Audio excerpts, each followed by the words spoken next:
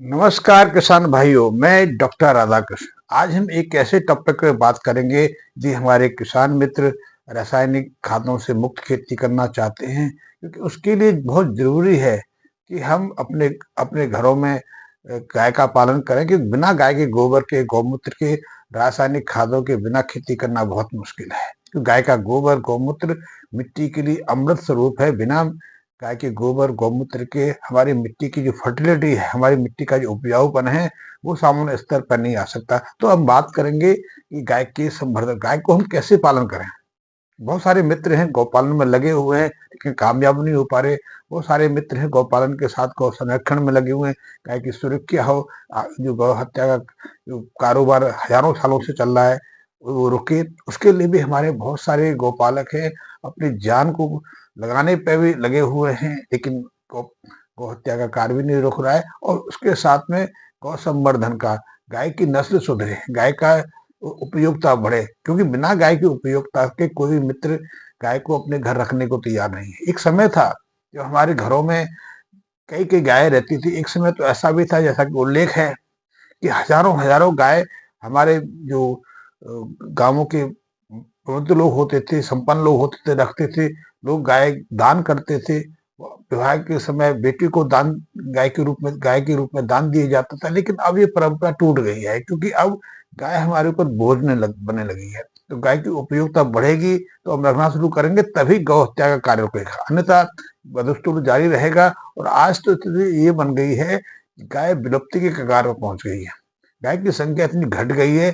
1947 के आसपास तो हमारे देश में 80 करोड़ के आसपास गाय थी। हमारे देश की आबादी 34 करोड़ थी, लेकिन हमारे पास 80 करोड़ से ज्यादा गौवंश था। उसमें से आधा गौवंश तो दूध देने वाला था।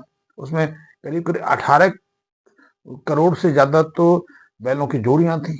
लेकिन आज तो हमारे यहाँ बैलों की जोड़ियां बहुत सीमित रह गई, क्योंकि वो खेती का कार्य भी बैलों से करता नहीं।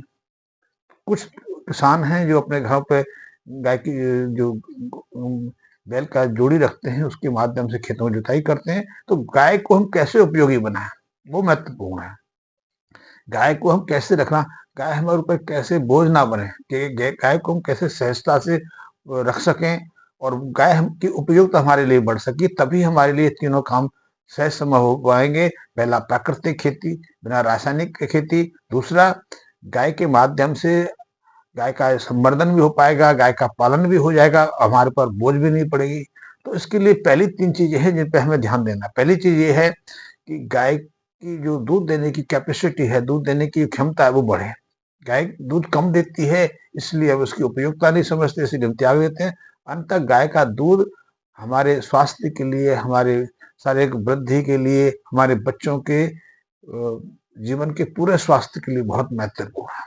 अध्ययन तो ये कहते हैं कि यदि बचपन में बच्चों को गाय का दूध दिया जाए, गाय का मक्खन दिया जाए, गाय का दही दिया जाए, तो उनकी नेत्र ज्योति तो बढ़ती बढ़ती है, उनका बौद्धिक क्षमता में विकास होता है। इसके पहले देखते थे हम कैल्शियम हमारे शरीर के विकास के लिए बहुत महत्वपूर्ण है। कैल्शियम के अभाव में हमारे दांत कमजोर पड़ जाते हैं, इसके आज देख रहे हैं।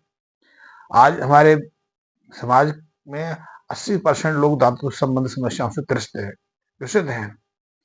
कम उम्र में दांत टूटने लगे हैं, झड़ने लगे हैं। कैपेसिटी की समस्या तो 3 साल के, 4 साल के बच्चों में देखी जा रही है। उसके पीछे कारण यही है कि कैल्शियम नहीं मिल रहा है, और कैल्शियम का सर्वोत्तम स्रोत है वो दूध है। तो दूध की कैपेसिटी घटी है, और दूध को हमने अब आर्टिफिशियल तरीके से लेना शुरू किया है। तो दूध, यदि गाय की दूध की क्षमता बढ़ेगी तो हम रखेंगे, गाय की उपयोगिता बढ़ेगी, पहली चीज। दूसरा, गाय समय के अनुसार हीट पे आए, उसका जो ऋजुस्राव समय पर हो, वो समय से गर्भ धारण करे, और समय से एक एवरेज से एक अच्छी स्वस्थ बच्चिया को जन्म दे, या अच्छे बछड़े को जन्म दे। बछड़े की तो उपयोगिता नहीं रही, इसलिए ना तो कोई गौपालक बछड़ा लेना चाहता है, और यदि बछड़ा हो भी जाए तो उसे पालना नहीं चाहता, कि उसकी उपयोगिता नहीं रही। अन्यथा यही बछड़ा, यही बैल गौपालक के लिए बहुत महत्वपूर्ण होता था। एक समय था जब एक किसान के घर जब गाय ब्याती थी, बछड़ा को जन्म देती थी, तो उत्सव मनाया जाता था। जैसे किसान अपने घर में लड़का हो जाने पर खुशियां मनाता है, पुत्र की संतान पे खुशी मनाई जाती है, ऐसे ही किसान जो उसके घर पर गाय ब्याती थी और बछड़े को जन्म देती थी तो खुशियां मनाई जाती थी। लेकिन यदि बछड़ी की मृत्यु हो जाए, बैल की मृत्यु हो जाए, तो किसान 8 दिन तक शोक में रहता था, जैसे कि उसका बहुत निजी संबंध कोई की मौत हो गई है, क्योंकि उसके बिना तो उसकी खेती प्रभावित हो जाती थी। खेती प्रभावित हो जाए तो बच्चों को कैसे पालेगा, अपने स्वयं को कैसे पालेगा, एक समस्या खड़ी हो जाती थी। तो उस समय बछड़े की कीमत थी, बैल की कीमत थी, लेकिन अब बैल की कीमत नहीं है, क्योंकि हम खेती बिना बैल के कर रहे हैं, हम ट्रैक्टर के माध्यम से कर रहे हैं। लेकिन बछिया दे दे तो वो भी किसान के लिए सपोर्ट है, कि बछिया से दूध की उत्पादन क्षमता बढ़ जाती है, या फिर बछिया को बेचकर वो कुछ आमदनी कर सकता है। तो गाय रखना पहला है कि वो गाय स्वस्थ रहे, पर्याप्त दूध दे, और दूसरा है वो स्वस्थ तो रहे, समय के अनुसार गर्भ धारण करे, एक स्वस्थ और क्षमता संपन्न बछिया को जन्म दे। और तीसरा यह है कि गाय का गोबर और गौमूत्र जो खेती के लिए बहुत महत्वपूर्ण है। बिना गौमूत्र के और गोबर की खाद के हम अच्छी खेती नहीं ले सकते, क्योंकि हमारी फसलों से या कई कारणों से हमारी मिट्टी की जो उपजाऊपन गिरता है, हमारी मिट्टी की पोषकता में गिरावट आती है। उसको सामान्य स्तर पर लाने के लिए गोबर से बढ़कर कोई खाद नहीं है। गोबर के माध्यम से ह्यूमस की दर भी बढ़ जाती है, क्योंकि ह्यूमस मिट्टी के लिए बहुत महत्वपूर्ण है। गोबर के माध्यम से ऑर्गेनिक कार्बन का स्तर बढ़ जाता है, ये भी बहुत महत्वपूर्ण है, क्योंकि मिट्टी में यदि ऑर्गेनिक कार्बन कम है और आप कितने भी रासायनिक खादों का प्रयोग करें, उसकी पूरी उपयोगिता फसलों को नहीं मिल पाती है। फसलों की जड़ें उसको पर्याप्त मात्रा में सूख नहीं पाती, उपयोग नहीं कर पाती। इसलिए हम अधिक मात्रा में खाद दे के भी हमारी उपजा जो पैदावार है, हमारी उत्पादन क्षमता है, वो घटती जा रही है। पहले हमारे खेतों में 1.5% से 2% के आसपास ऑर्गेनिक कार्बन का स्तर रहता था। तो हम थोड़े बहुत साधारण बीजों पर, जो हमारे देसी बीज होते थे, उन्हीं की फसल लेने की थोड़ी बहुत मात्रा में हम यूरिया आदि डाल देते थे, और उससे पर्याप्त हमारा उत्पादन होता था। लेकिन आज तो उन्नत किस्म के बीज लेके, इन उन्नत किस्म के बीजों को हम काफी महंगे मूल्य पर खरीद के लाते हैं, और जो हमारे सलाहकार हैं, हमारे कृषि विशेषज्ञ हैं, या दवा बेचने, खाद बेचने वाले जो मित्र हैं, वो उनको सलाह देते हैं कि इस बीज के साथ में यदि आप इतना मात्रा में यूरिया दोगे, डीएपी दोगे, एसएसपी दोगे, एमओपी दोगे, तो उससे उत्पादकता में वृद्धि होगी। इसीलिए जो 60, 70, 80 क्विंटल का आपको लालच देते हैं, आप उनकी सलाह के अनुसार खादों का प्रयोग भरपूर मात्रा में करते हैं, और 3 बार की जगह 5-6 बार सिंचाई भी करते हैं। उसके बाद भी आपकी जो फसल की उत्पादकता है आधे रह जाती है। इसीलिए है कि मिट्टी के अंदर वो ऑर्गेनिक कार्बन नहीं रहा, वो ह्यूमस नहीं रहा। लेकिन इस ऑर्गेनिक कार्बन को, इस ह्यूमस को हम गोबर के माध्यम से सहजता से ऊपर उठा सकते हैं। तो गोबर इसलिए महत्वपूर्ण है। और यदि आपकी फसलों को रोग लग जाता है, रोग लगना सामान्य बात हो गई है। आज एक फसल के पीछे 3 रोगों का औसत आ रहा है, यानी कि एक फसल पे 3 तरह के रोग लग सकते हैं। आप किसी भी तरह की रोग लें, चाहे वो गन्ना का ले लो, आप गेहूं का ले लो, चावल ले लो, और सब्जियों की बात की जाए, फलों की बात की जाए, तो उन पर तो निरंतर कई तरह के रोगों का हमला होता ही रहता है। इसमें कीट संबंधी रोग भी रहते हैं, इसमें बैक्टीरिया, फंगस संबंधी रोग भी रहते हैं। कुछ जड़ों के माध्यम से भी उनकी पेड़ों में, वृक्षों में कई तरह के फंगस पहुंच जाते हैं, वो भी आपकी फसलों को प्रभावित करते हैं। तो इससे मुक्ति के लिए गौमूत्र से बढ़कर कोई कीटाणुनाशक दवा नहीं है। यदि गौमूत्र का हम नीम के साथ में या कुछ दूसरी जड़ी बूटियों के साथ प्रयोग कर लें, तो हम अपनी फसलों को बहुत सारे रोगों से सुरक्षित रख सकते हैं। तो उसके लिए भी गाय का बहुत महत्व है। लेकिन अब हम देखेंगे गाय के दूध की क्षमता क्यों घटी है, गाय समय के अनुसार हिट पे क्यों नहीं आती है, गर्भधारण क्यों नहीं कर पाती है, और तीसरा, गाय का गोबर, गौमूत्र भी अब अशुद्ध क्यों हो गए। इन तीनों चीजों का बात करेंगे। तो पहली चीज है, आप यदि गौपालक हैं, आपने गाय देखी है, आपने घर में गाय रखी है, या कोई आपके आसपास कोई भी गाय रखता है, गाय तो सर्वत्र है, आप सर्पों को देख सकते हो। लेकिन हाँ, मेरा अध्ययन है, मेरा मानना, और ये बात विशेषज्ञों के द्वारा भी बार बार परिभाषित हुई है, सिद्ध हुई है, कि हमारे देश की अधिकांश जो देसी गाय हैं कुपोषित हैं, उनमें हर पोषक तत्व की कमी, क्योंकि हमने कुछ दिया ही नहीं। हमें तो ये पढ़ाया गया, हमारे जो मार्गदर्शक गौपालक थे, जो हमारे जिनको हम पूजनीय कहते थे, आदरणीय कहते थे, उन्होंने तो हमें एक बात पिछले 100 सालों से पढ़ाई है कि गाय को पालने के लिए कोई खर्चा नहीं, गाय कुछ नहीं खाती है। आप जो भी घर में कचरा कूड़ा हो वो डाल दीजिए, उसी को खाएगी, और आपको अमृत तुल्य दूध दे देगी, भर भर के बाल्टी देगी। इसी दृष्टि में हमने अपनी गाय की जो स्वास्थ्य है, अपनी गाय की जो विकास है, उसको प्रभावित कर दिया। हमने गाय को कुछ खाने को दिया ही नहीं। हम अपने बच्चों का जब विकास करते हैं, बच्चों का जब लालन पालन करते हैं, तो हर माँ कोशिश करते हैं कि अपने बच्चों को पौष्टिक आहार दे, कम से कम दूध दे दे, दूध देते ही हैं। दूध के साथ में कई और जिनकी टीवी पे ऐड आती है वो टॉनिक भी हम देते हैं। हम यदि बच्चे को विशेष रूप से स्पोर्ट्समैन के रूप में तैयार कर रहे हैं, खिलाड़ी के रूप में तैयार कर रहे हैं, या विद्यार्थी है उसकी बुद्धि को तीव्र करना चाहते हैं, पढ़ाई करते हैं, तो एक कॉमन एक हमारे यहाँ फैशन है कि ऐसे बच्चों को बादाम भिगो के दिया जाता है, कुछ और दूसरी पौष्टिक चीजें बना के दी जाती हैं, और यदि नहीं है तो टॉनिक खरीद के दिए जाते हैं। हम कोशिश करते हैं यदि हमारे घर में कोई खिलाड़ी है, कोई चाहे वो कुश्ती की तैयारी कर रहा है, चाहे कोई दूसरी की तैयारी कर रहा है, तो उनको अलग से हम कोशिश करते हैं कि पौष्टिक आहार दिया जाए।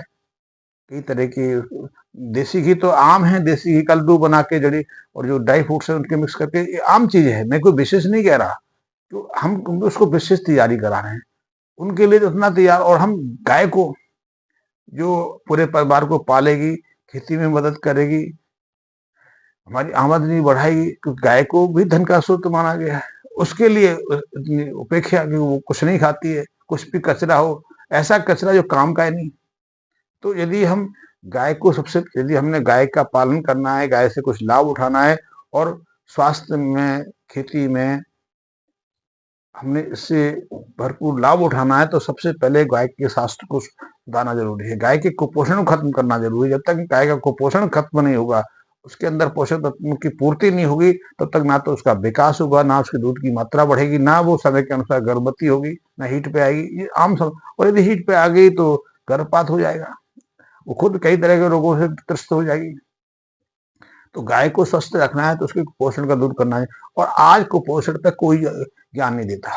इतने गौपालक मित्र हैं, गौरक्षक मित्र हैं, बहुत सारे जो काम कर रहे हैं, बड़ी बड़ी गौशालाएं खोली गई हैं। गौशाला में गाय के लिए एसी तो लगाया गया है, आधुनिक हॉस्पिटल तो खोले गए, उसके लिए एम्बुलेंस भी रखे गए हैं, पंखे भी चल रहे हैं, हीटर कूलर भी चल रहे हैं, कहीं जगह तो एसी भी लगाए गए हैं। लेकिन गाय के स्वास्थ्य को, गाय के कुपोषण को दूर करने की कोई प्रयास नहीं है। जब तक गाय का कुपोषण दूर नहीं होगा, उसको अच्छा आहार नहीं दिया जाएगा, जैसे कि हम अपने देश के बच्चों के लिए सरकार प्रयास कर रही है, कुपोषित बच्चों का स्वास्थ्य बढ़ाया जाए। पहले हमारे आहार में आयोडीन की कमी होती, तो आयोडाइड नमक देना शुरू कर दिया। वो काम करता है नहीं करता वो बात अलग है, क्योंकि इस रूप से नमक में आयोडीन मिलाया जाता है, उसकी पूरी जो उपयोगिता है बच्चों को मिल नहीं पाती है। इसलिए बहुत सारे बच्चे मानसिक रूप से कमजोर रह जाते हैं, मानसिक रूप से विक्षिप्त हो जाते हैं, कॉमन देखा जा रहा है। हम खून की कमी दूर करने के लिए आयरन पिल्स दे रहे हैं, आजकल तो प्रोटीन युक्त आहार भी देने का कोशिश की जा रही है।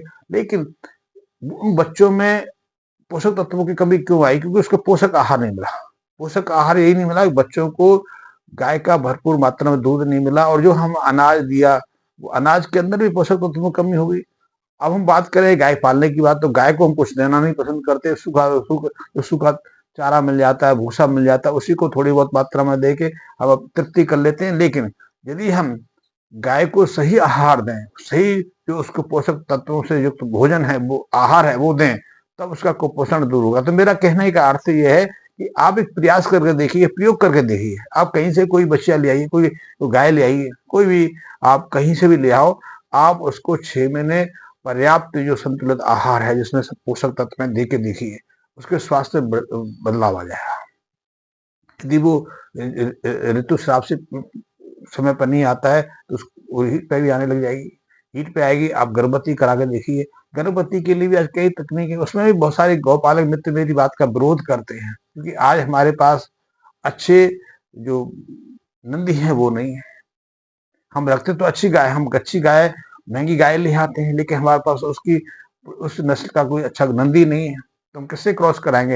या तो किसी से भी, या फिर कराएंगे नहीं। तो उसका हल भी है कि आजकल सरकार ने या बहुत सारी संस्थानों ने आजकल सीमन दे दी है। किसी जो आपकी जो नस्ल है गाय की, उस नस्ल का, उत्तम नस्ल का सीमन मिल जाता है, तो आप अपने घर में भी उसको गर्भ धारण करा सकते हैं।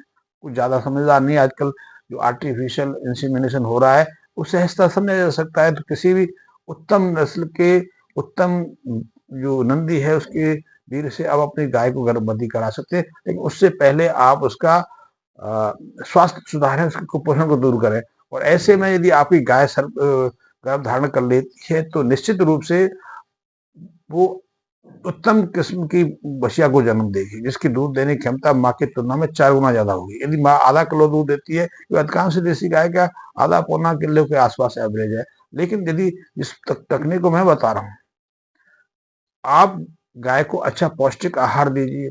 पौष्टिक आहार में ये नहीं कि आपने कुछ ड्राई फ्रूट्स देने हैं, वही चारा चारा को एक निश्चित तरीके से देने की जरूरत है। साथ में उसको दाना देने की जरूरत है, मेडिसिन भी देने की जरूरत है, क्योंकि मेडिसिन के माध्यम से हम शरीर के कुपोषण को सहजता से और शीघ्रता से दूर कर सकते हैं।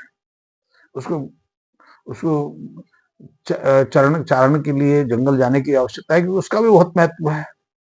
क्या उस पर तो मैं चर्चा अगले में करूंगा। तो पहले आप गाय को कुपोषण दूर करिए, उसकी पौष्टिकता बढ़ाइए, उसे गर्भ धारण कराइए, और निश्चित रूप से ये मैं आपको गारंटी से कहता हूं कि माँ की तुलना में 4 गुना जो अच्छी संवर्धित बछिया को जन्म दीजिए। यदि गाय आपकी आज बोझ है तो वही उसी की बछिया आपके लिए एक बड़ा लाभ लेके आएगी, क्योंकि जो देसी गाय 10-12 किलो के आसपास दूध देने की क्षमता रखती है, उसे 50-60 हजार रुपए में सहजता से कोई भी लेने को तैयार है। दूध की देसी गाय के दूध की बहुत उपयोगिता आज हर व्यक्ति महसूस कर रहा है। तो मेरा कहने का अर्थ है कि यदि आप प्राकृतिक खेती करते हैं और रासायनिक मुक्त खेती करना चाहते हैं तो गाय के महत्व को समझें। और गाय पालन मुश्किल नहीं है, और इस पर बहुत सारी चर्चा हम अगले वीडियो में करेंगे। आज छोटी सी जानकारी मैंने दी कि मैं गौ पालन में पिछले 10 सालों से लगा हुआ, और मैंने इस वीडियो की शुरुआत देसी गाय के पालन से शुरू की थी। फिर क्योंकि मैं मिट्टी की ट्रीटमेंट पे लगा हुआ हूँ कि मिट्टी को सुधारना है, मिट्टी नहीं सुधरेगी तो हमारा स्वास्थ्य नहीं सुधरेगा, और मिट्टी तब सुधरेगी या हमारे पास स्वस्थ गाय होगी, स्वस्थ गाय का दूध होगा। कि बिना देसी गाय के शुद्ध दूध के हम अपने स्वास्थ्य में सुधार नहीं कर सकते, और बिना स्वस्थ गोबर गोमूत्र के हम अपनी मिट्टी को नहीं सुधार सकते। ये एक अटल सत्य है। तो आज मैं वीडियो यही समाप्त करता हूँ, अगले वीडियो पर चर्चा करेंगे। धन्यवाद मित्रों।